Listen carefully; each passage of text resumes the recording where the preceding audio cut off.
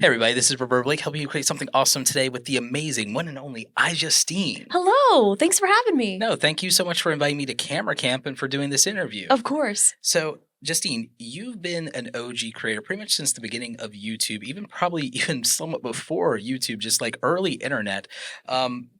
How did your creator journey start? Like, I found you through an absurdly expensive, long phone bill once Oh, upon a time on the yes. internet. How did your Why? internet journey start? Yeah, I mean, that was super early on. So I feel like in the beginning, I mean, there was very early, like just various websites. I was kind of joining everything because I just kind of had this feeling that I didn't belong, I guess, to any sort of groups in school. I didn't really have Same. friends that liked the same things that I liked. So when I discovered the internet, probably around sixth grade, I was like, oh my gosh, there's like a whole people that like Apple computers Yeah. and that like technology. So it really started, I guess, probably at a very early age. Yeah, no, that's about roughly the time I got into the Mhm. internet. We probably are from that generation of like AOL 5.0. Oh yeah, definitely. Yeah. Yeah, no, so interesting. What made you decide to start doing YouTube videos? I don't know if there's anything specifically. I think it was just because I was making video content and I was posting it everywhere. So YouTube was just kind of another And you were posting platform. videos before YouTube existed, just like me, like back in the day. Yeah, definitely. And then I mean, I was posting it on MySpace. It was on Yahoo. It was on this website Rever, which was one of the first I places. remember Rever. Yeah, they still owe me $20. That's cool. I'm clearly over it. But yeah, I was just like posting content everywhere. Just I don't know. I don't really know why. I just was doing it to test these websites. There was also a very early website called JumpCut, which then got acquired by Yahoo. I remember And this. yeah, so it's also kind of exciting because that same team is actually working on something now again. So Very cool. and I'm working with them also on it. So Nothing you can reveal? No I mean, exclusive? kind of. I don't know how much they want me to say yet, but it's just cool to kind of see something that was there when I started, and now they're going to try to revolutionize the way that we create videos now. So No, that's very pretty interesting. That is very cool. So you've worked with some of the biggest brands in the entire world, whether that's Yahoo, Microsoft, Sony. How does that happen? What can you tell us? Like, reveal your secrets. How does that actually happen? Those partnerships? Yeah, I mean, I do have an agency now that I work with. I do have a manager, but like before that, it was a lot of creators. Like we have an email address, like a business account, and people would just contact you through there, and then you would kind of vet it and be like, "Is this serious? Or are you going to kidnap me? Like, is this real? I don't know what's happening." So it's kind of just a lot of like trial and error too, because you don't know who's real, who's legit. Oh, yeah. And it's a lot of research, so, Especially early on. Definitely, yeah. So like I'm grateful to definitely have a team that does at least a lot of that kind of stuff for me now that sort of vets it. But I still get emails in my inbox. I meet people randomly and it's like, hey, we should connect. And then, we kind of figure things out. So it also, I think, is a lot of brand loyalty as well, where or trust as well is huge. Right. Because it's like a lot of brands know that they can trust me to create a piece of content. They're not that I'm not going to have a scandal, like next that you're week. going to represent them well. You're going to be a good ambassador and everything like that. And you've done a great job of like really keeping your brand clean and like avoiding inserting yourself into any like controversy and like, and I think that you're a creator that everybody could be proud of. Like, I think that nobody is going to like have their kids tune into you and then regret it 5 years later. So. Right. I mean, unless they watch some of my old Call of Duty video games because I was like, raging. But other than that, I have removed them since. It's as a gamer does though. Right? I mean, if you play, you know. If you play, Yeah. It's like no, like my like Xbox lobby days are lost to the sea of time, forgiven and forgotten, as they say. How does a creator do early, like in your early days of content creation, or even before you got management, even when you're doing it yourself? Like, what are some of the things you did to vet brands and relationships? I mean, at the time, I didn't really know what I was doing. So I think it's like any new creators, you just kind of take a chance. There was definitely some brands that I worked with that I never actually got paid or, a lot of those types of things. But it's just like, it's kind of the nature of that sort of thing. Like you get screwed over and you're like, I won't do that again. I've even experienced that. Yeah. Right. It's like not getting paid is just like that's one of the worst things and everything. Now people have all these situations like Linus with like potentially getting hacked. Yeah, which was wild. I know there was one company that we had worked with that they ended up going bankrupt. So then it's like, we posted those videos years ago and now they legally don't have to pay us because of the bankruptcy. So it's just kind of one of those things, and you learn as you go, and we all make mistakes, and then it's like great, it's like people are always like, well, what's the biggest thing you regret? I'm like, oh my gosh, well, I could go on and on, but if I didn't make that mistake, then I wouldn't have done this thing. So it all kind of... They're lessons that build the success that you get to enjoy. Exactly. No, I appreciate that answer. That's actually really solid.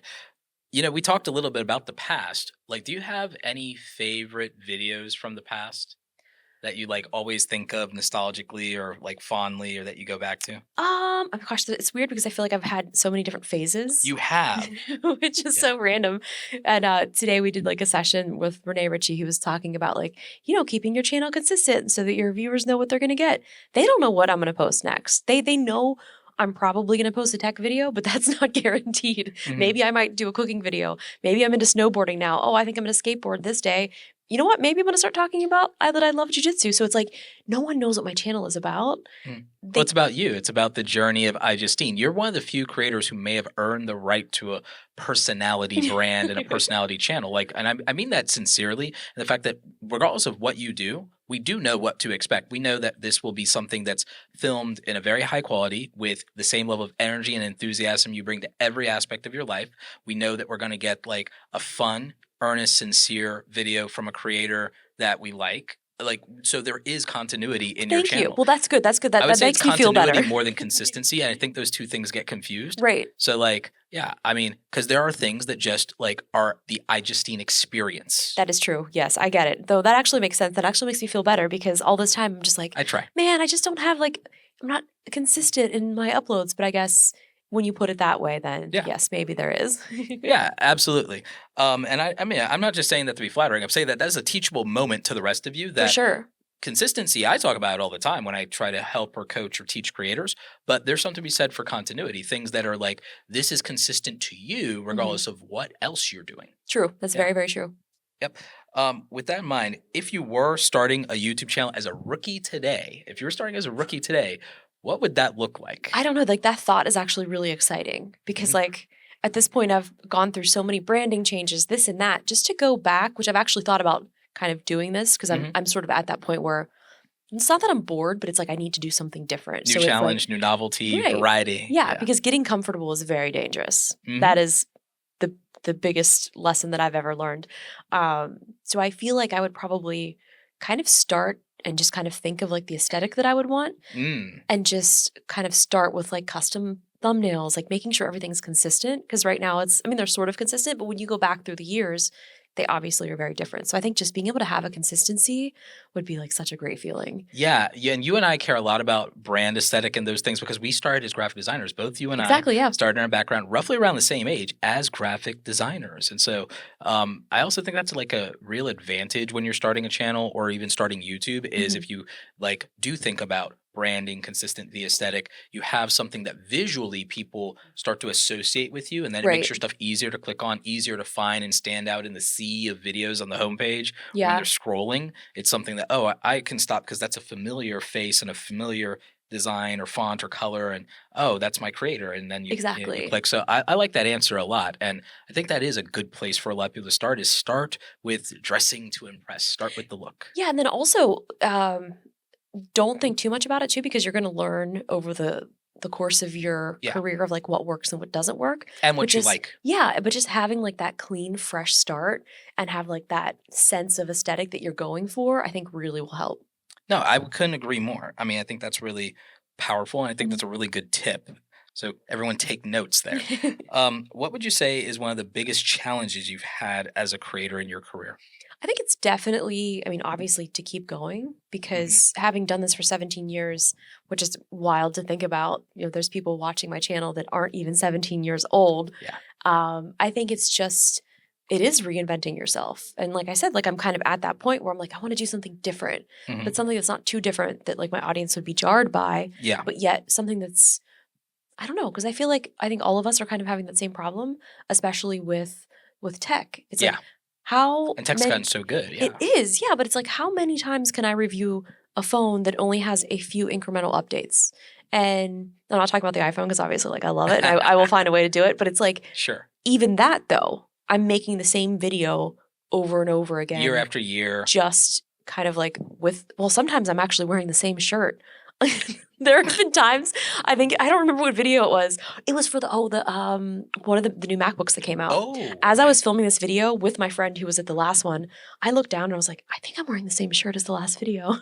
and I was. See, you are consistent. I know. So it's just one of those things. I'm like, oh my gosh, I'm wearing the same shirt, doing the same video, just with an upgrade. So it's like, how do we keep that entertaining? And I think that's a question for all of the tech creators. Is like, how do we make this different? I think you also have to keep it entertaining for yourself to some degree to like be able to make sure that you're not just like going through the motions. And I think that's difficult.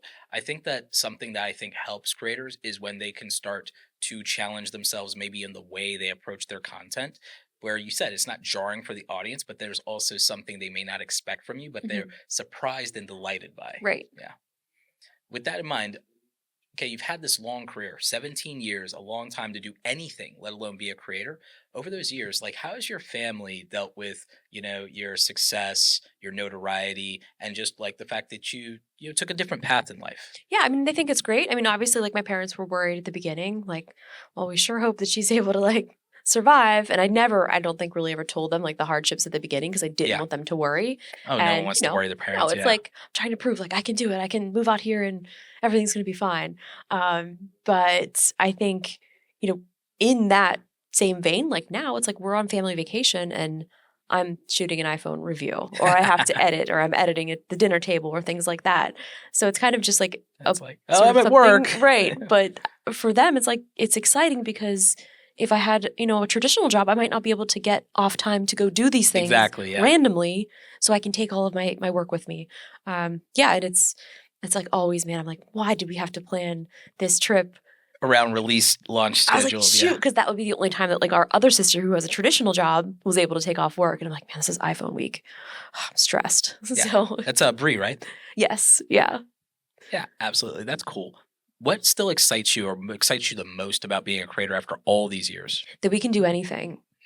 And that's so empowering. I mean, like I'm not doing anything super crazy, but then just to know that if tomorrow I had like a wild idea, I can go do it. But even just taking the example of like I started a new hobby, like I wanted to start snowboarding. I made that into a video.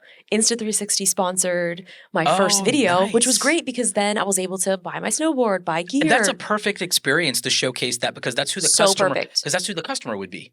Action sports. Exactly. Which I've been reviewing all of these Insta360 cameras since basically the beginning. You're like yours are the ones, you and Sarah's are the ones that I typically, watch. Yeah, and so now it's the first time I was actually able to show it in a sense that this is a great use case. So it was really, really fun. And pretty accessible. I mean, there is a huge community for people who do snowboarding and skiing and everything like that, even if they only do it once a year on vacations. Right. Like, yeah. This is the perfect camera for it. It's perfect, yeah. And there's so many other like action sports things that then applies to. So like, no, it is a match made in heaven on that type of video. So I mean, that's just brilliant. And it is exciting to be able to just take things you enjoy doing and being able to incorporate them and say, oh, well, I can make a video about that now. A brand will sponsor it. It's going to be paid. And I'm also going to have a good time. So yeah, exactly. It's very cool. A while back, you were very open on social media about a health issue that you had. It's actually the reason why I have an Aura ring today. Oh, wow. And why like I'm repairing my Apple Watch. Like my Apple Watch would be on me, but it's like repair. So I'm at Fitbit instead. Nice. But like I've been taking my health a lot more seriously. Could you talk a little bit about what that issue was, if you don't mind, and what made you decide to open up to your audience and to the world at large about it? Yeah, I mean, so I got a blood clot, and the actual diagnosis, it happened in my shoulder, and it was something called thoracic outlet syndrome, where there's not enough space between your ribs to let either the artery, the vein, or the nerve passageway. And so mine happened to be the vein. So like that pressure from, unfortunately, a lot of the martial arts stuff that I was doing, like lightsaber and sword training, that rotation kept putting pressure on that. So then that formed the blood clot. And it was weird because it's like all the doctors are like, you're so young, you're so healthy. I'm like, well, blood clot, we start young. thinking like 60s. Like older people. But what I'd found out through my research and posting about it was that it actually happens to a high percentage of women, women who are pregnant, women, or not necessarily women, anyone who has the ability to get pregnant or is on like birth control and things like that. like it increases the chances. So mine specifically was anatomical, but just having that happen and doing more research, I was then like the thrombosis advocate for the past year, which was such a random thing. Like I never would have thought that that was something that I would have been, but being able to bring awareness and also learning more about other people and like what procedures they went through and their experience was super helpful for me as well. Yeah, and you probably learned a lot about like things like just the healthcare system in general, and just like Yeah. because you're as a super healthy, active like person, there's just probably things you just never had to deal with. Right. I mean, I never went to the hospital. I mean, I would still go to the doctors for like regular checkups and things Right. like that, but never had a hospital stay really, I mean, ever, other than getting like my wisdom teeth out, which was like going to the Yeah. dentist. Yeah. But yeah, I Yeah. mean, I Me, was, dentist, car accidents. That's about it. Yeah. yeah. So it was like for 5 days, like I was in the hospital, 3 of those was in the ICU, and it was just, I mean, I thankfully did have a very positive experience. Everyone was super helpful. Yep. But it's like the medical bills come. I'm grateful that my mother always told me, even if you have no money, you must have health insurance. Yes. That is like something that was just ingrained. Drilled into yes. yeah. And like, thank God, or I would have owed millions of dollars in medical bills. Sheesh. Which Yeah. is wild. That is wild and everything like that. I mean, that's why it's very interesting with like creators like you sharing your story. Things we've seen like Mr. Beast, for example, what he did for people with cataract surgery. Right. I actually paid for my mother's cataract surgery. Oh, wow. Thank God for being a creator and being able to financially afford that stuff. But a lot of people, they can't afford these things when they happen to them. And we've worked ourselves into a position to where, okay, even in the worst case scenario, we still are human. We will experience, unfortunately, some of these things.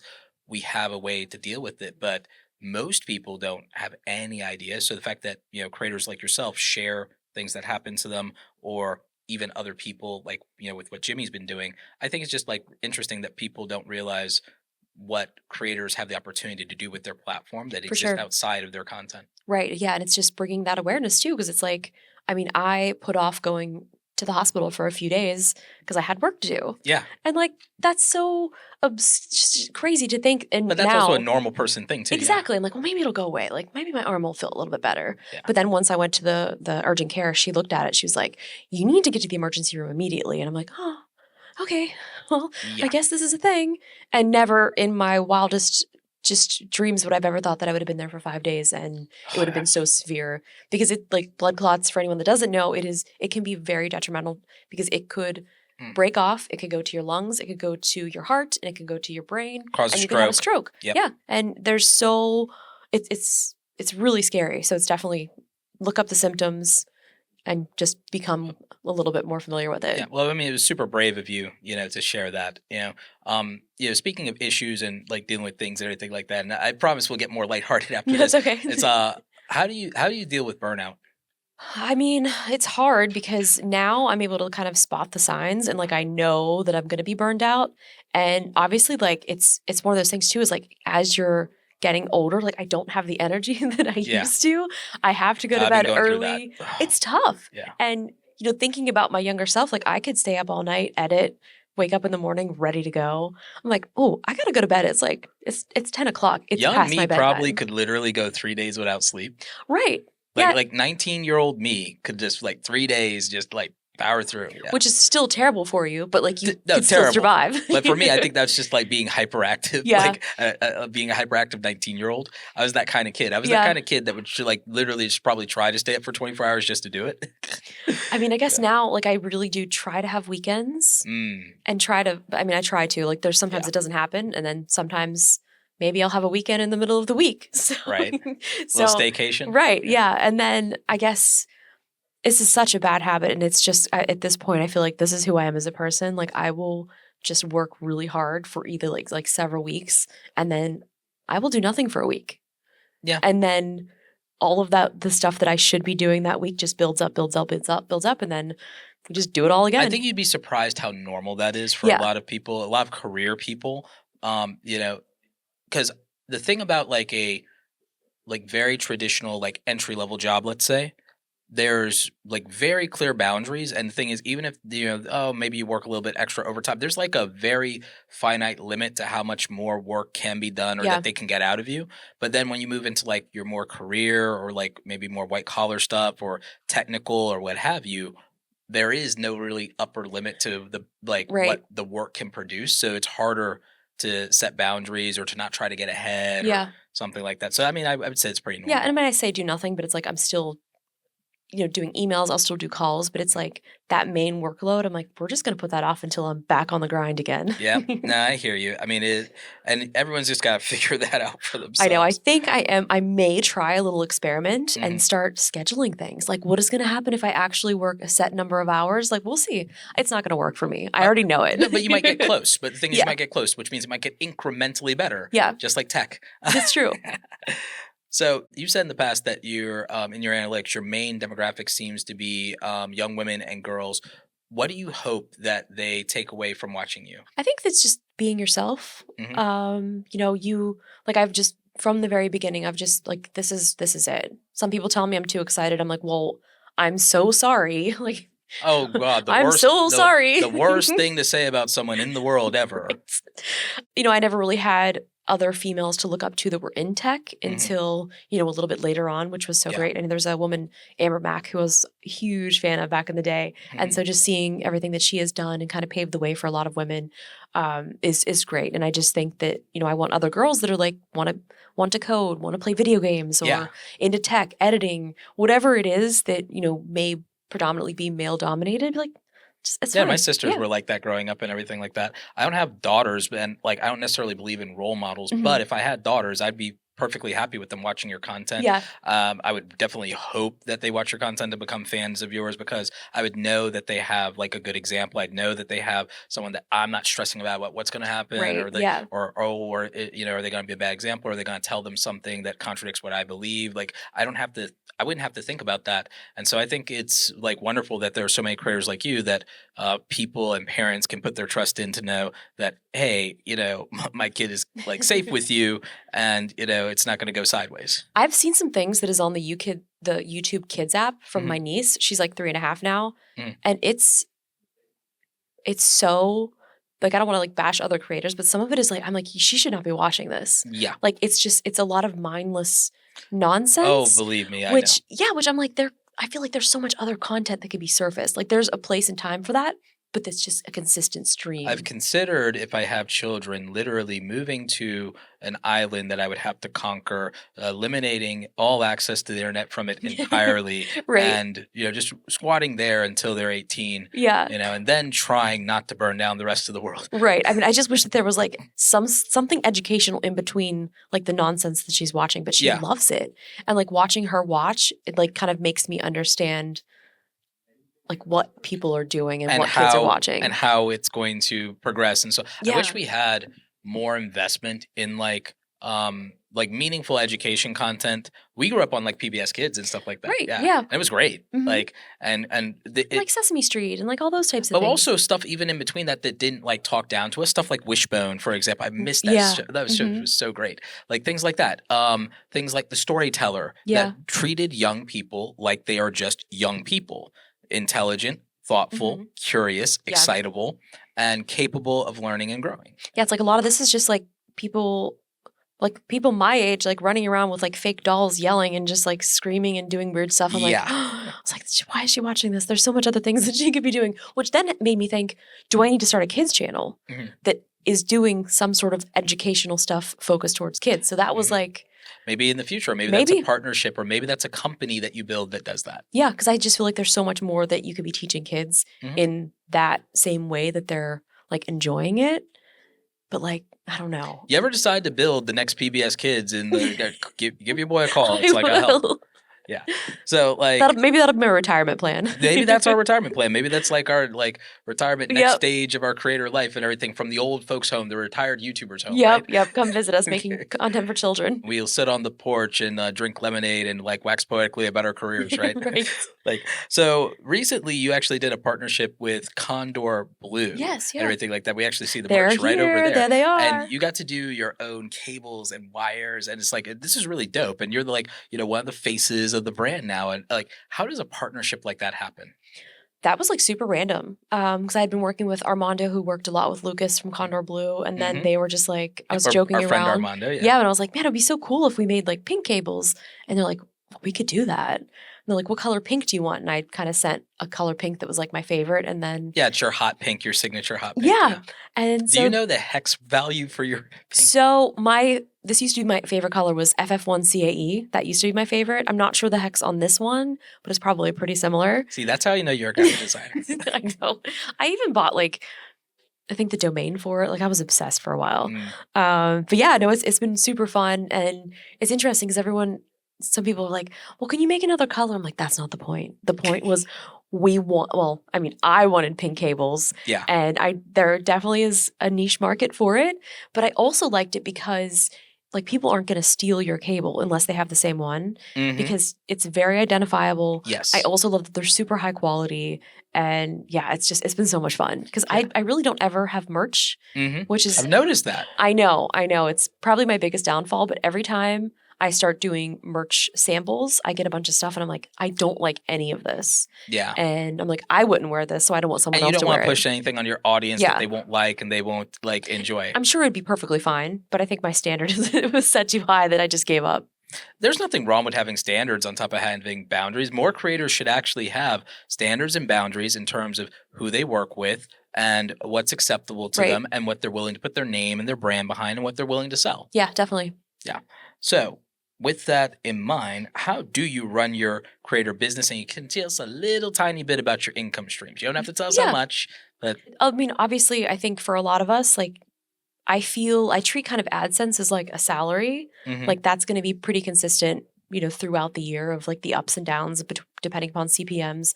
But I mean, a lot of my stuff comes through brand deals. I also do a lot of consulting. Obviously, like we have things like the cables now, which is really fun. Yeah. I assume the deal on the cables is a royalty for every cable sold or something like that. Yeah. And then, there's other things like even like my book, like I think there's still some small revenue stream from that, like the audio portion. Yep. I loved the audiobook. I love that you read it in your voice and everything like that. I listen to it once a year. It sits proudly on my book. Yeah, I listen to it once a year, especially whenever I'm feeling burnt out. I like listen to it actually, I don't burn out that often. It's like whenever I start to feel the symptoms, like you said, to where I'm like, I could, maybe I need to. It's like, it's so nice and refreshing hearing from another creator and hearing the journey. It's also you were one of the inspirations for me writing my book. Yeah, I was so excited. So thank you so much. I'm so excited to check it out. Yeah. No, I'd love to know when you get a chance, like, what you think about it. But so I love that you do have some diversity in your revenue streams. You don't really do the merch as much, but you have partnerships on products like with Condor Blue. Do you have any other partnerships on products like that? Oh, wait, you have the Motion VFX. Oh, yeah. So we did something with Motion VFX, which was really fun. So we did a plug-in pack. So like small things like that. And then obviously like affiliates. Yep. Random things like that. It's always like so hard to like really think about it because it's just kind of like— No, I'm getting like 20, 25, 1099 forms every year, so I'm losing track myself, so I understand. But I'm like that guy. I'm that income streams guy. I'm like, No, I love like your analytical breakdown. It's always like super helpful for me too because it's like, oh yeah, there is more that I could be doing here, here, here. But I mean, I do a lot of brand deals, which I'm super grateful for, but sometimes those take so much energy to create, to script, working with brands back and forth. There's not room for other things. Right. Yeah. And then sometimes I'm like, oh my gosh, I haven't even done a video for fun. I need to like throw something else in here that's not a brand. But I mean, I really love doing the sponsored stuff just obviously because you are getting paid for it, but it's fun to kind of have sort of like that script in mind where it's like, here's what they want. And I've always liked creating for a purpose too. So it's like, here it is. So so now I have to kind of go back and be like, okay, so now I need to be my own brand. Hey, Justine, we need you to create these videos. So talking to myself, basically. Yeah, no, that's the thing. Being your own brand, having things you're proud of, that you have ownership of, that's something I think about and talk about a lot. And no, I think it's really great that you still do a lot of this purely just for fun. I think that gets really hard for people who are career creators, but it's also so refreshing to hear someone who's almost literally 20 years into this say that they still enjoy it, that they still do it for enjoyment. It is a business. You take it seriously, but you still make room for just joy. Well, I think that's what's super important too, is like making that time to just do something for fun. Like, even like the camera cam stuff. It's like, me and my sister aren't getting paid to be here. Like, we're here because we want to. And the fact that Sony has kind of partnered with us to kind of just bring together a bunch of friends and have a cool experience. That means more to me than like you can even put a price tag on. So facts. And I've enjoyed it. I told you that the last camera camp we did before the pandemic, Montana, literally ranks out of like out of all the days that I've been alive, it ranks in like, Oh, that's some of the amazing. top 20 days that I've ever lived. Same. No, it was just like there was something so special about that because it was the first one and we were able to bring in kind of our second wave of creators that were super new. Like they maybe just started a channel. Yeah. And that was ideally like what we had in mind for Camera Camp was to, obviously celebrate established creators, but then kind of bring in people who may have never ever had the opportunity to come here. I saw that second wave. Like as we were like, we had one more day before we were leaving, and then they were getting their first day and their first taste of it.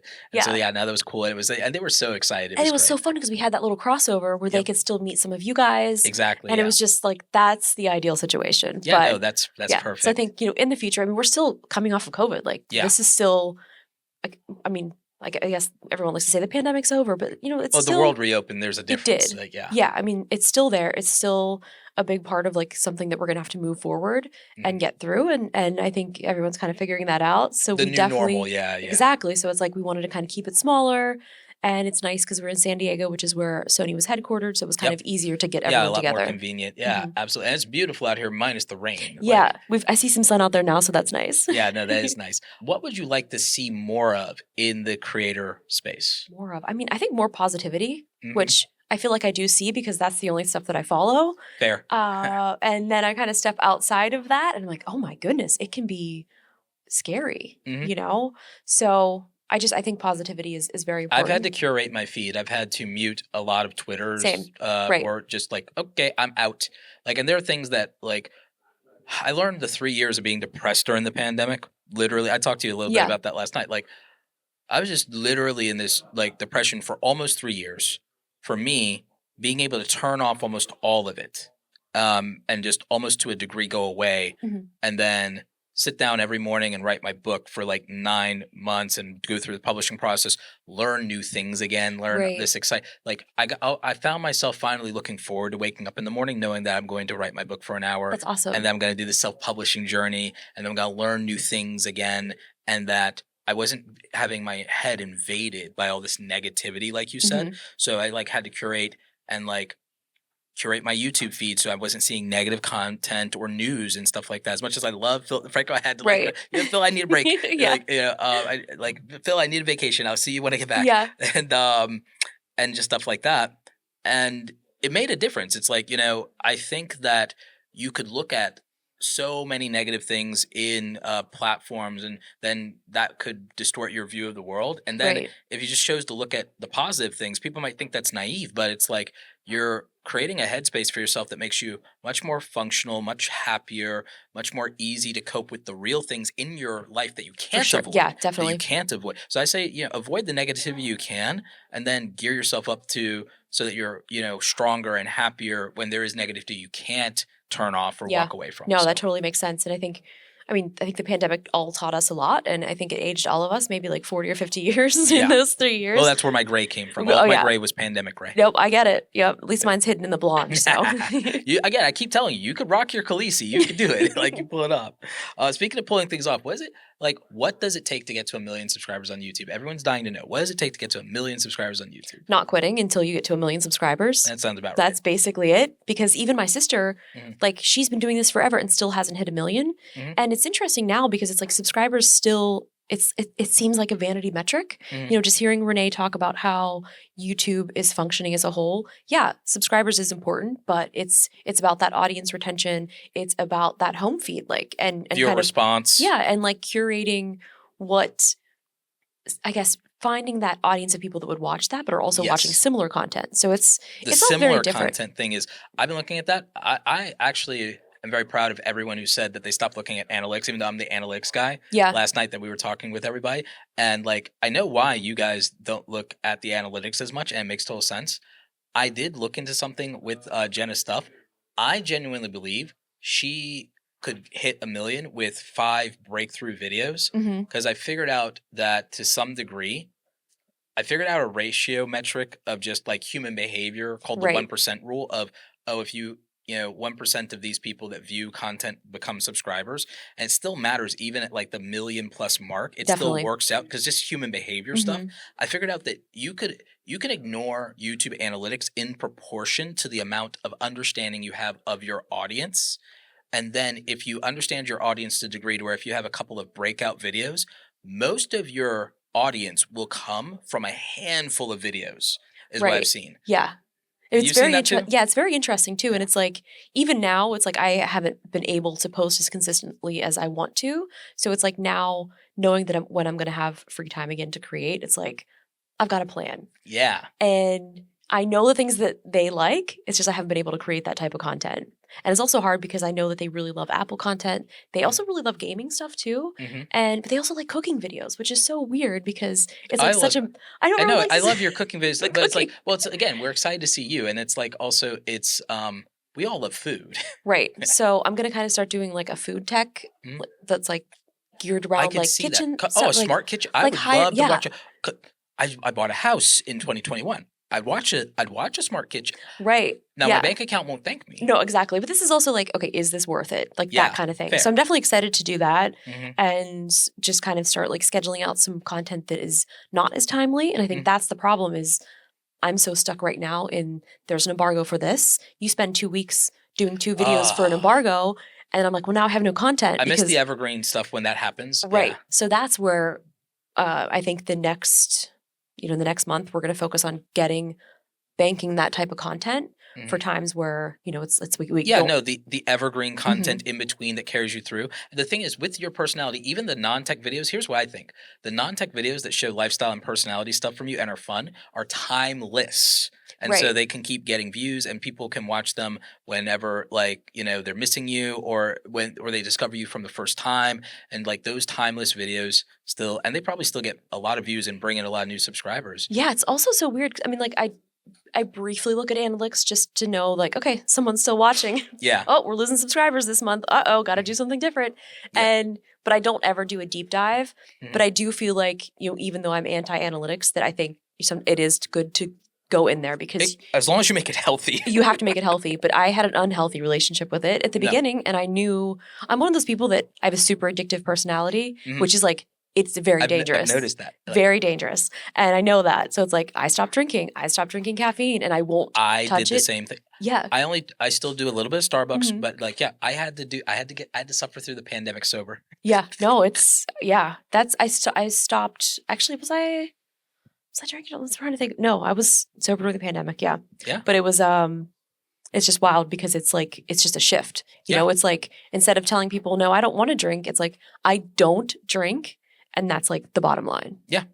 Pretty much. Yeah, no. And that's the thing. The other cool thing is if you have an addictive personality, but it's in the right direction, that's what makes successful YouTubers. If you want to know how to get to 1 million subscribers, it's usually addiction and obsession. Right. Like that's which is not healthy. No, but that's why being a successful YouTuber largely is the burnout, overworking, exhaustion, hospitalization, and is unhealthy. You realize how many of our friends have had either physical or mental breakdowns or both? They all have. Yeah. And especially daily vloggers. Like oh that my is Lord.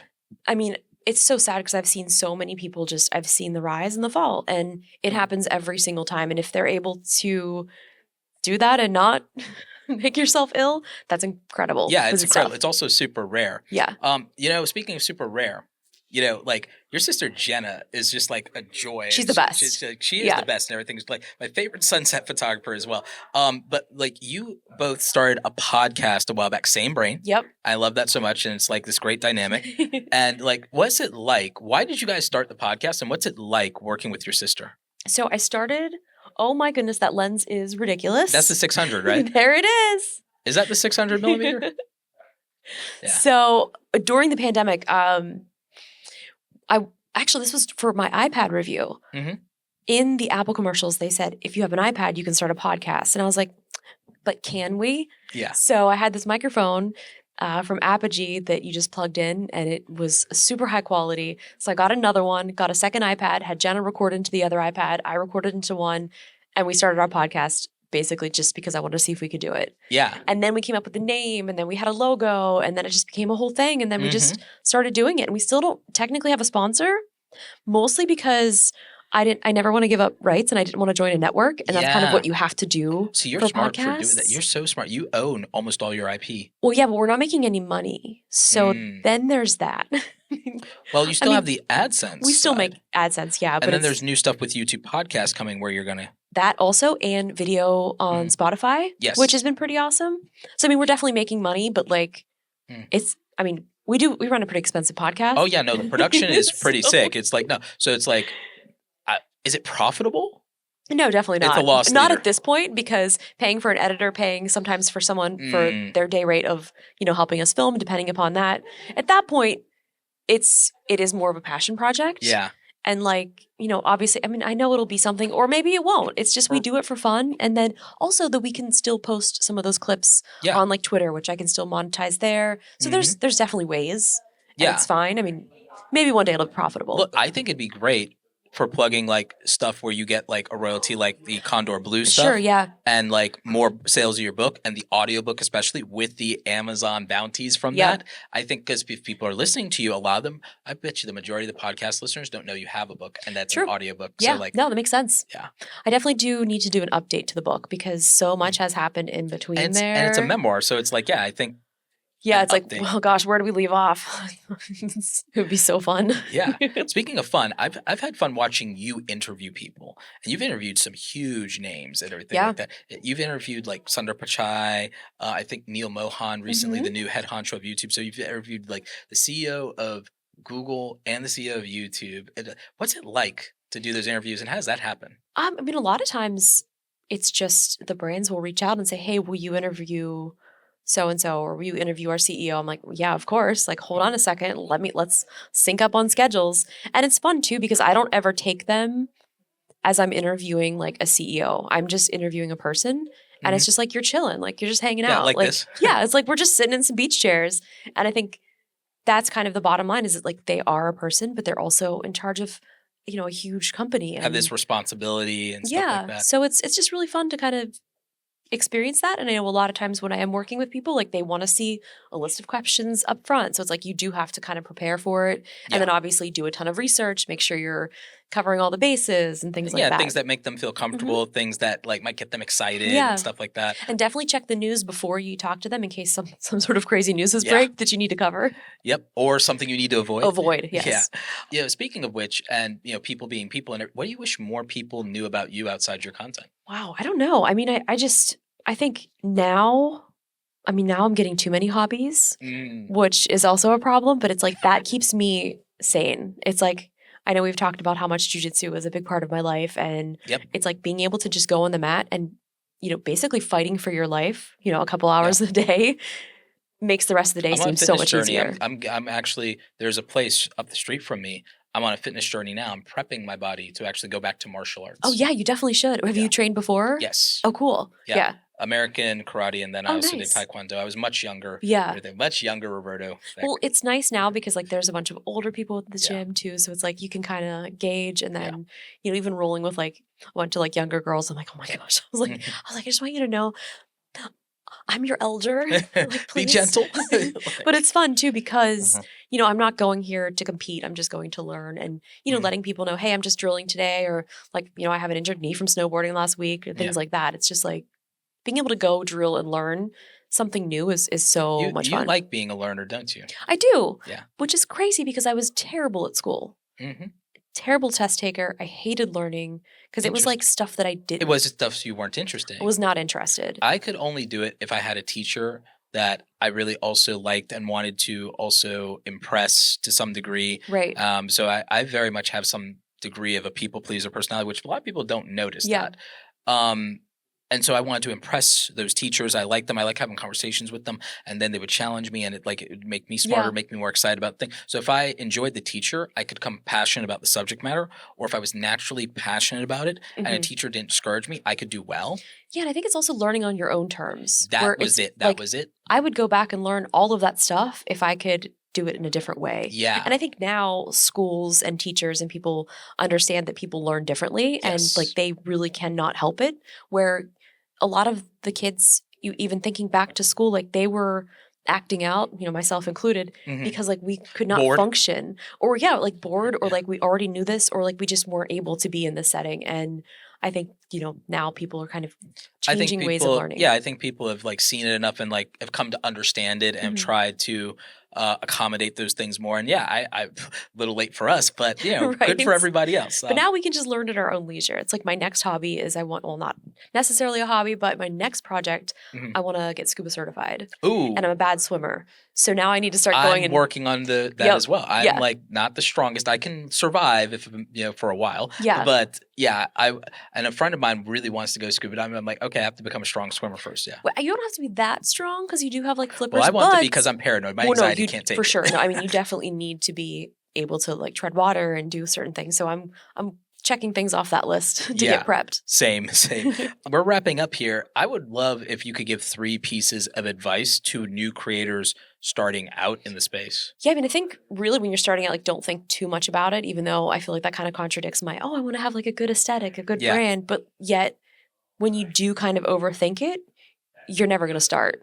And even now, I find myself scrolling TikTok for inspiration. I'm like, oh, this has been done. This And is then the whole already, day is gone? and then my day is gone. Exactly. Yeah. So I think just don't overthink it, just create. And if you do see something that inspires you, you can use that as inspiration and kind of create something that is sort of in that vein, which is why I love TikTok because you can kind of riff off of other pieces of content and like that's acceptable. So it's so Yeah. fun. Well, it's like back in the olden days, if you remember this, of course, YouTube video replies and everything, Yeah. which is coming to Shorts if Yeah, I'm not which I'm mistaken. very excited about. I think that might already be out, I Yeah, believe. I don't know if it's rolled out to everyone yet. So, Which like, is so that's a cool. maybe. That's the, like one of those again news updates where I'm like, oh, am I sure about that? Like, yeah. Right.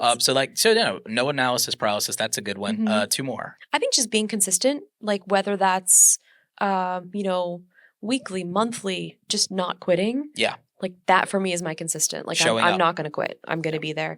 And honestly, finding something that you keep offline to yourself Yes, is so important, which I found that out too late. But Yeah. but now that I know, it's been really fun. Yeah, no, that's great. I mean, that makes total sense. Like you've been doing this so long, and again, from my perspective, you've been mad consistent as far as I'm concerned. Where do you see yourself in 10 years? Oh my God, I don't even know what I'm doing in like 2 minutes. Where would you like to see yourself in 10 years? I don't know. I mean, even we were talking about like, possibly doing a kids channel. I think, me personally, like I don't want children, but I feel like I have so many of them. Mhm. And And you have your nieces. yeah. So it's really cool. Like, I mean, I think creating some type of something for them or, Mhm. you know, pushing someone else to do that would be really cool. But also, I mean, I love consulting. I'm also, super into the crypto scene. Yeah. I also obsessed with AI. But it's Yes, like I it's funny noticed, because yeah. like I don't really talk much about AI or crypto or Web3, but it's like these are things that I'm researching and just kind of always in. Well, you so and I, we're obsessed with tech. We're like Yeah. literally obsessed with tech. So like, even if we don't talk about it, there's reasons why or so and so. Right. And then we don't want to overload people. And then there's like, we don't necessarily want to influence people, even though we're creators Right. / influencers. We don't want to influence people on things that are new and evolving so fast. Yeah, and I didn't want to like become an AI creator or like Correct, get yeah. pulled into that, which I feel like all of these AI creators just kind of like popped up. Like they're now AI experts. I'm trying to get people to realize that it's like an assistant and it's a tool. I mean, the AI tech that we see in the Sony Yeah. ZV-E1 is just like, for me, that's like, this is what AI is really for. It's like, Right. it's to assist you in eliminating maybe a physical or logistical limitation that your creativity would benefit from if you could just get over this thing that is very inconvenient for a human. Right. No, I mean, it all makes sense. But yeah, it's just like AI, even like the Web3 landscape, I Yeah. feel like there's a lot of stuff there. There's a lot of stuff happening. And I just feel like, it's only a matter of time before those things become the norm. Yeah. In 10 years, if the robots haven't like literally killed us or taken over or whatever, my hope is that in 10 years, I'm still doing a lot of what I'm doing now, just maybe more of it or some version of it. Definitely really am loving the writing. In 10 years, I hope that I'm either the world's greatest dad. And if that doesn't work out, Emperor of the Galaxy sounds good. There you go. No, that's awesome. Yeah. It's like, so yeah, we'll get Darth Roberto finally. There So you go. if you could wave a magic wand and have any YouTube feature appear out of thin air tomorrow, what does it look like? Wow. Make a thumbnail for me. We're pretty much there with the AI stuff. Right. Mid-Journey, Yeah. that'll do it. No, I've actually used AI a bunch to just create graphics for me or just like simple, because I like to add like little lens flares in like Yeah. the backgrounds of things. But the ones that I would find on Google or like iStock Photo or whatever are not exactly what I need. So now it's like I can create that in Mid-Journey and then just integrate it into Have like you my experimented thumbnails. with like giving it like real photos of yourself and using like 4 photos of you as the sample for the prompt that you want to generate? It hasn't worked well for me. They're in version 5 now. Try it. Yeah, I should try now because I tried maybe it was a while ago and I was like, oh, this version is 4 was really good if you tried yeah. it a while ago, and version 5 now is Yeah. No, I should definitely try it again because the first time I'm like, it's also interesting because I feel like it works way better with men as opposed to women. To some degree, Yeah. I've noticed that, but I've also noticed to some degree it also is predicated on how well the original thing was shot, and sometimes too good is too good, and sometimes there's some weird variance there. That's what I've noticed. For me, it's also I pay attention to it for darker complexions as well, and I've just found some interesting tweaks that I was able to make with that. A lot of times I can't get my facial structure just right. Yeah. That seems to be the hardest thing for me is for it to get my facial structure right. But I also think it's also the abundance of material it has had to train off of. Right. So I think it'll get better over time. That's my hope anyway. Because even if I search iJustine, it'll be a similar looking blonde female. So it's close, but not quite. Yeah, no, I hear you. Same thing. I literally told it to make a cartoon character of me. It's if I do it 100 times, 8 of them will actually look like me. It takes a while. Yeah. Last thing. What do you think I could be doing more to help other content creators? I think you're doing an awesome job, actually. And I feel like I always see you on my Twitter timeline, always helping people and just giving a lot of great examples. And even from learning from yourself, you giving that breakdown of revenue and showing people there's these other revenue streams. Because I think that's super helpful, even for bigger creators, because we're like, oh, we didn't actually realize that, we could be doing all of this because we're focusing on just brand deals. That's the thing I'm noticing. And that's the thing I'm noticing. And that's the thing I'm trying to do is I'm trying to figure out how because I know that I've given so much for beginner creators, which is really important. And there will always need to be that. And there'll always be more new creators. But I want to do more for intermediate and advanced creators, even established creators. I feel that sometimes they specialize in so many areas that they're leaving money on the table. They might have workflow inefficiencies, mental health struggles that are not acknowledged or that they haven't realized are normal. Oh, you're not a freak. This isn't something only happening to you. This is people of your level and they don't talk about it. Creating space for that. There's these things where I just feel what do you think there could be more of even to help more established creators? I mean, I feel like events like this, like Camera Camp, just getting people together and then actually opening up and discussing these things openly, because sometimes you can't talk about it on Twitter. There's really not a place to do it because even though the things that we're complaining about are, top creator problems, they're still issues and they affect us in specific ways. And they affect our families and the people around us and our team. If we have a team, it all rolls down. And then it rolls down to the content you're creating. The content that we're creating and our ability to keep creating and keep serving those people who, we have to show up for. So I agree, yeah. I just feel like it's no matter what level or wherever you're at in life, there's going to be a problem. And it's that stage of life problem, but there's always issues. Oh, you mean it's literally it's almost as if life is this video game and that the levels of difficulty keep increasing? Oh, you don't say. It's if I only had more money, okay, so now to keep making that money, then I need to hire a bunch of people and then I need to create more content and now I'm exhausted and burnt out and then you have a team of people and then you have to keep supplying for them. So it's just it's a never ending kind of step stool. And so now to do this thing and to slay this dragon and to get the gold, I have to go and I have to slay these goblins and these monsters. It's oh, well, that's really hard. Right. Yeah. So, I mean, it's exciting to have these problems, but it's also how do we tackle that and maintain? And I think as you progress, there's less information. Like we said, less information, less resources, sometimes less support as you get higher up because there's less people to relate to it. Yeah. No, it's... And less people who have done it too. Less of a path blazed. Right. Yeah. No, it all very much makes sense. Yeah. No. Well, it's been a pleasure talking to you and making sense out of the chaos of creativity with you here, Justine. Is there anything you want to plug, shout out, anything, the podcast? Yeah, you can check out me and my sister. We have a podcast called Same Brain. Sometimes we post, sometimes we don't, no sponsor. So we just do what we want to do, which is actually I think that's why we've still been able to do it as much because we just have the leisure to do what we want and it's for fun. No pressure. And then, my YouTube channel, iJustine everywhere online. Oh, buy her book.